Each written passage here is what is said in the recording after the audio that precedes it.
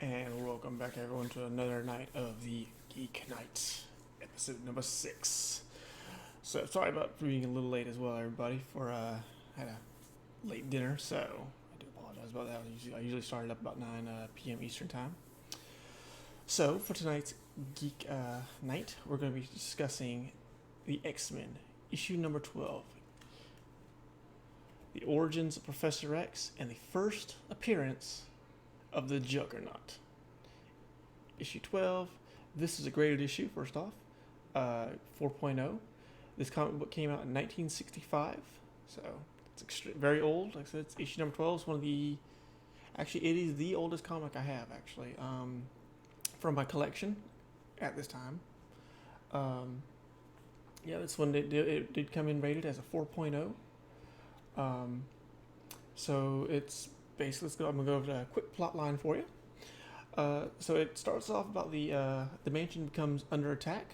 Charles Xavier knows who it is, and he begins the origins of himself, discussing himself as his early childhood. His father was a nuclear physicist who perished in an accident, we think. The father's friend, Kurt, decided to seduce, I guess you'd say, Charles's mother, and it was because of it came out that Kurt was actually after Charles's father's wealth. He's a very wealthy man, so he ends up marrying his mother, and he eventually learned. And unfortunately, Kurt was a very cruel man. Didn't like Charles, basically, just very, very cruel individual. And as time goes on, Charles learns of his mental abilities, which actually causes him to go bald. Go figure. And then he meets his stepbrother, Kane, who is also a very cruel individual as well, who just wants money, just as his father. Go figure that one out. As time goes on, Charles develops his abilities. Doesn't use them though, as it would give him an edge in athletics and school, but he does not use them. He wants to do it on his own merit, which he does. And the storyline itself keeps progressing throughout his life. He eventually his brother Kane, like I said, wants money and badgers his father Kurt to give it to him. Kurt refuses. A fight ensues where Charles overhears his his brother Kane, or stepbrother Kane, accusing Kurt of murdering Charles's father. Charles bushes in, freaked out, asking, "Is this true? Did you really kill my father?" Then Kane gets upset, knocks some chemicals on the ground that causes an explosion. Both boys are knocked out. Kurt actually, surprisingly, rescues both the children, and actually receives a mortal wound from the explosion. And as he's dying, he tells Charles, "Just so you know, I did not kill your father," and he dies. As time continues to progress, you find out Charles and Kane were actually in the Korean War, and during the war, while they were over there, they have to hide into a cave due to bombing from I think they said it was from the U.S. from our side. The American side were doing bombing runs, and Kane hides in a cave, and Charles goes in to help save him. And as they're in there, they stumble upon a temple where I forgot the name, basically a gem is sitting. Kane takes the gem, reads the incantation, and begins to transform. Well, the cave itself begins to collapse and cave in. Charles escapes, but Kane does not. So then we're fast forward to the present time, where the X-Mansion is under attack. You have Charles is, they set up all their lines of defenses, electrified gates, grenades, landmines. He even has Iceman. You see right here, actually form an ice wall, and the intruder, because they don't give him a name yet. You don't hear his actual name for quite a bit. Is just tearing through all the fences as Charles is explaining his story. One after another tears through the fences, just eats the grenades in the face, smashes through the ice wall with ease, till finally the second to last line of defense, a steel door shuts, and the intruder easily just smashes through it, just walks in, where the X-Men, Cyclops, Angel, Jean Grey, Beast, as you see, and they're all wearing this was the 12th issue, so they're all wearing the classic X-Men, the yellow and blue suits. Beast, as you can see, he's human, he hasn't transformed. Angel was part of the crew. Cyclops is wearing his blue and yellow garments, so is Jean Grey. Bursts through it, and they all just take him head on. He just smacks them all to the side like it's nothing. And as he walks up to Charles, he grabs him, lifts him in the air, and where he says, basically, what was it? What were the exact lines? I mean, actually, the exact words were, Charles looks at his brother, garbed in a special mystical armor, which is the red armor suit. If you watch the animated series, he looks just like that from the animated series. And Charles calls him a human juggernaut, and that's where who the intruder is named. He's called the Juggernaut. The next issue, which is actually issue 13, which I don't have yet, which I'm actually working on, I've been trying to find a decent copy of, continues the storyline of the Juggernaut and Charles, and that's where the conflict itself is resolved.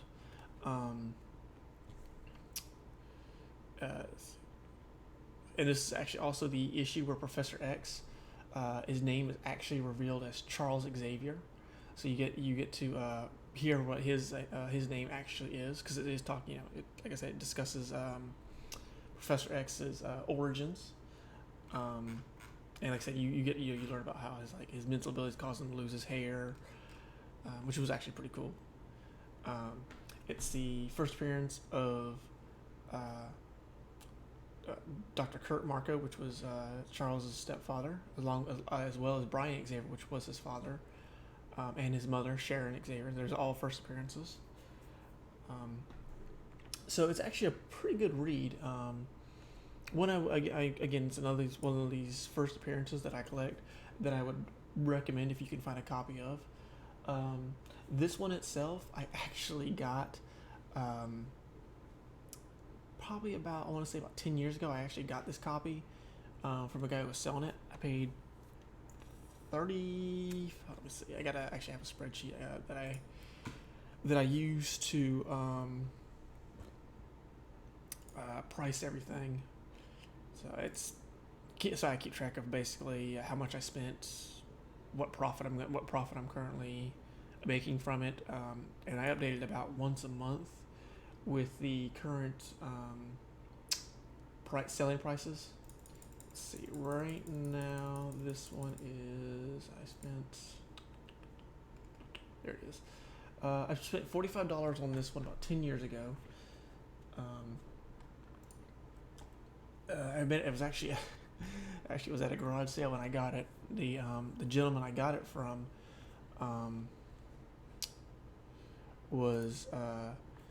had posted on say Craigslist.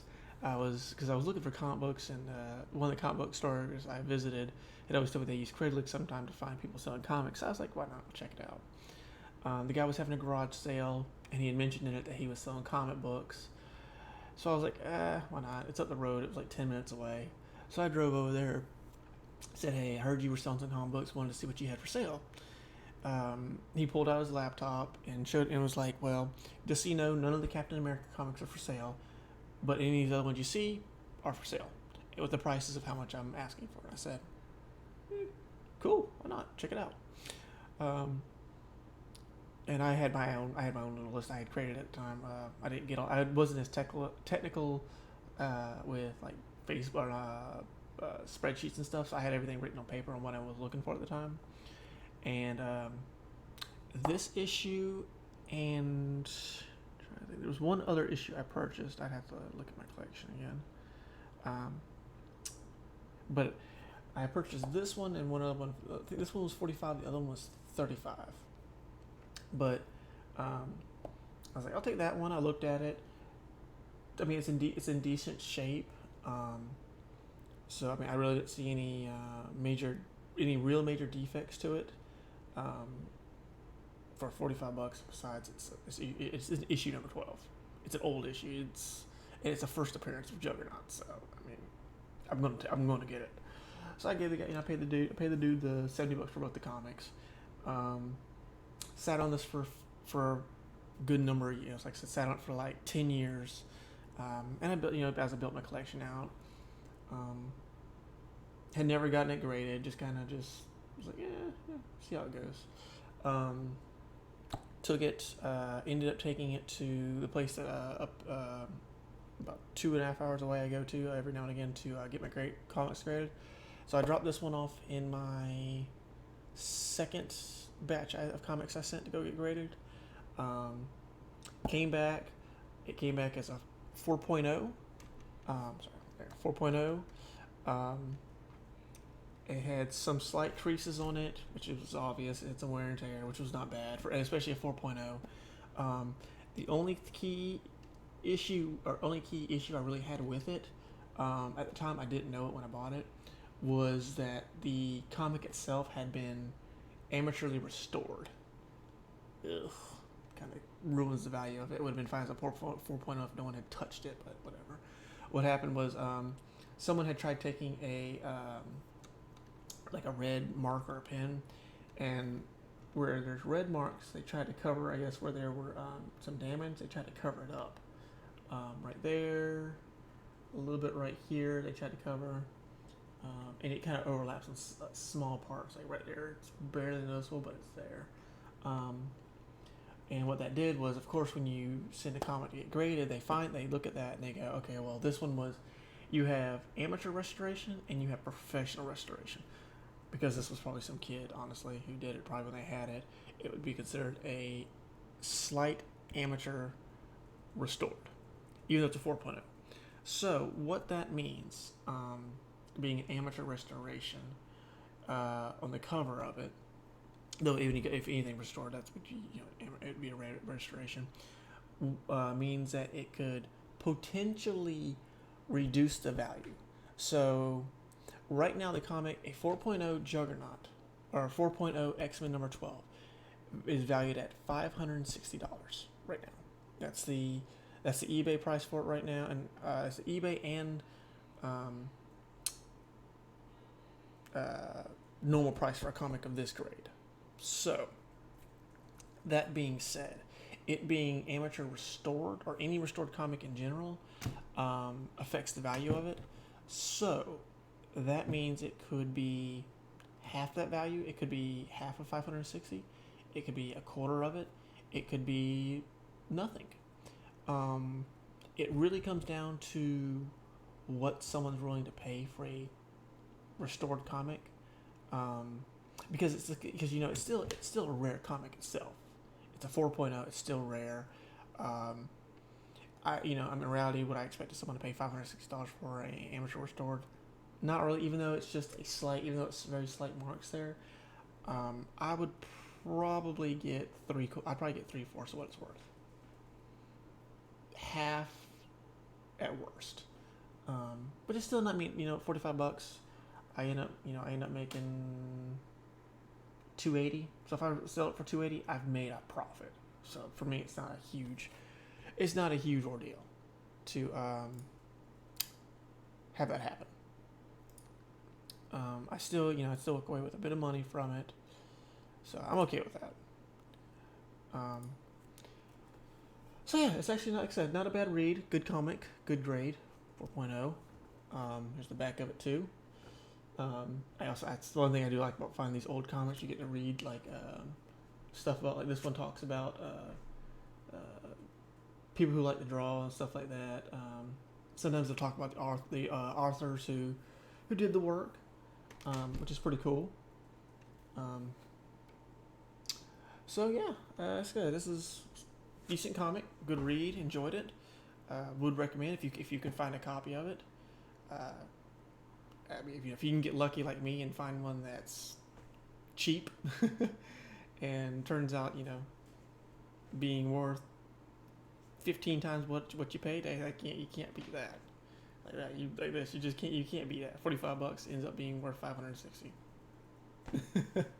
always a always a good thing to come across. And this, like I said, this is the oldest comic I have. It is the second most valuable comic I have. First would be the previous issue, the previous episode, number 5 of my Geek Night, where I talked about the Invincible Iron Man issue 55. That one actually came out, is now valued at $650. I did some updates on my spreadsheet of I usually do, like I said, about once a month I'll do a run through the comics I have and prices, what stuff's going for now. That one actually came out to be let me double check. I think it was 560. I'm sorry, no, it came out to be $600. The 5.0 Iron Man issue 55 first appearance of Thanos, that actually came out to be $600. So the price on that one had gone up significantly since the previous stream I did about comics. Also, I had just gotten back the issue number 1 of Nova from the first episode that I did for my Comic Night stream. That actually the graded issue for that came out to be a 6.0, which is what I knew it was going to be at, which I knew it was going to come out as. I mean, I kind of knew. That graded value was actually $75. Spent 60, so I came out $15 ahead. Not bad, not great. So I mean that's not too bad on that one. Just kind of going up because like I said, a lot of these comics I just got graded and have been going through them. And the last one that I've had graded from one of my previous streams I talked about was Secret Wars issue number 8, the first appearances of Spider-Man's black suit. That one unfortunately came out to be a 4.0, or sorry, a 4.5. So I lost a bit of money on that because I spent 60. It's only worth like $20. So I lost $40. I lost a $40 value on that one, but that's okay. And I've recently just sent off some more comics to be graded. I've sent off what were they? Now I gotta pull up the issues. I gotta think about it now. I know I sent off some X-Men ones. Pull it up here real quick. I sent off issue 141. It was the first appearance of Rachel Summers in Avalanche. That's the first. That would be Days of Future Past. You remember that movie, or the animated series where they talked about Days of Future Past? That's the part 1 of it. I sent that one off to be graded. I also sent off, what is it? That one. Issue 132, I believe it was. I sent that one off to get graded as well. And I believe I sent off, sorry, I'm trying to look at my spreadsheet here of what else I've sent off recently to get graded. That way you can kind of look forward to what's going to be coming in. No.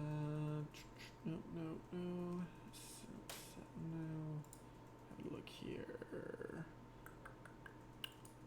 Those. Step 4. No, one of those. Let's that one off. Let's send off a third one. Let's see. Having a look. Nope. Further back. I was trying to think. I believe I sent off the first appearance of Cloak and Dagger, maybe?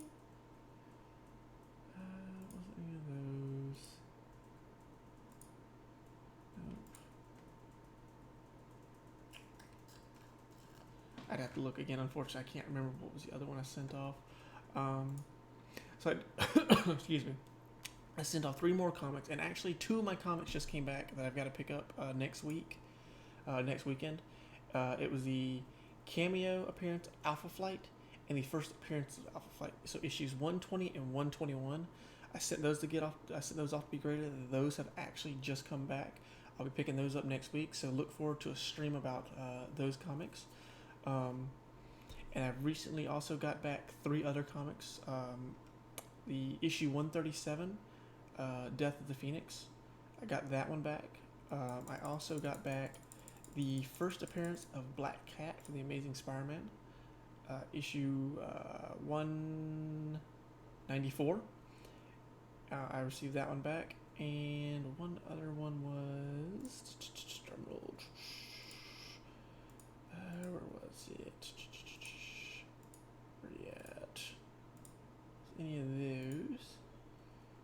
Where are you at?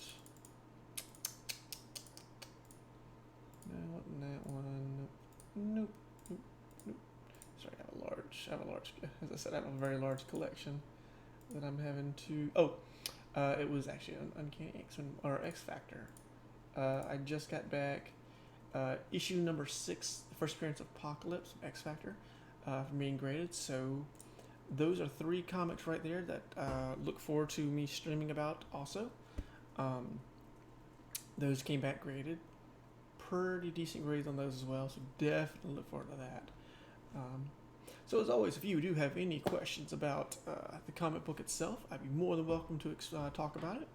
If you have any questions about grading purposes, myself personally, I use CBCS Comics, our grading for all my grades. I'm not a big fan of CGC. They do a great job, just not my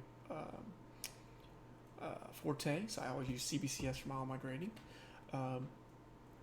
Definitely a shout out to the Top Dog Comics in Augusta. Love going there for all my comic book needs. Great place to send your comics off to get graded. Great guys to talk to. Also really cool to chat with, and they have amazing selection of both comics as well as comic book, trading cards, baseball card, you name it, they got it. Great place to go check out if you ever have a chance to. If you're in the Georgia area, they're located in Augusta. Great guys. So as always, if you do have any questions, hit me up on my Discord. I'll answer. I'll be more than welcome to answer any questions you might have about the my streams, comic books themselves in general. I'm a pretty big geek when it comes to comics, so always enjoy having people to talk to about those. So as always, you have yourself a wonderful evening, a good night, and I'll see you next time. Also, I will be streaming some Rainbow Six Siege here in a little bit as well, so look forward to that. Y'all have yourselves a great one. Talk to you next time.